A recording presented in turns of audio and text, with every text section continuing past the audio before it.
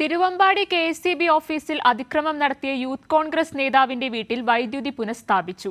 കോഴിക്കോട് ജില്ലാ കളക്ടറുടെ നിർദ്ദേശത്തെ തുടർന്ന് ഞായറാഴ്ച രാത്രി കെ.എസ്.ഇ.ബി. ജീവനക്കാർ എത്തിയാണ് കണക്ഷൻ നൽകിയത്. അജ്മലിന്റെ മാതാവിന്റെ പരാതിയിൽ കെ.എസ്.ഇ.ബി. ജീവനക്കാർക്കെതിരെ പോലീസ് കേസെടുത്തു. തിരുവമ്പാടി റസാഖിന്റെ വീട്ടിൽ രാത്രി 8:30യോടെയാണ് വൈദ്യുതി പുനഃസ്ഥാപിച്ചത്. ജില്ലാ കളക്ടറുടെ നിർദ്ദേശത്തെ തുടർന്ന് കെ.എസ്.ഇ.ബി. ഉദ്യോഗസ്ഥരെത്തി കണക്ഷൻ നൽകി.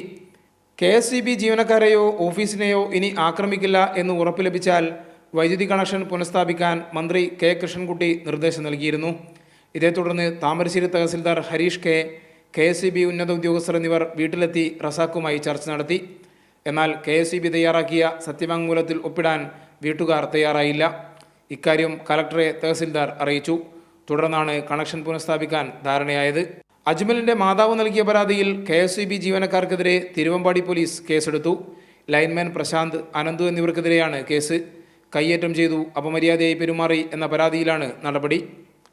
അജ്മലും സഹോദരനും ഓഫീസിൽ നടത്തിയ ആക്രമണത്തിൽ നിയമ നടപടികളുമായി മുന്നോട്ടു പോകുമെന്നും കെ.എസ്.ഇ.ബിക്കുണ്ടായ നാശനഷ്ടങ്ങൾ മുഴുവൻ ഇവരിൽ നിന്ന് ഈടാക്കുമെന്നും കെ.എസ്.ഇ.ബി. ചെയർമാൻ ബിജു പ്രഭാകർ അറിയിച്ചു.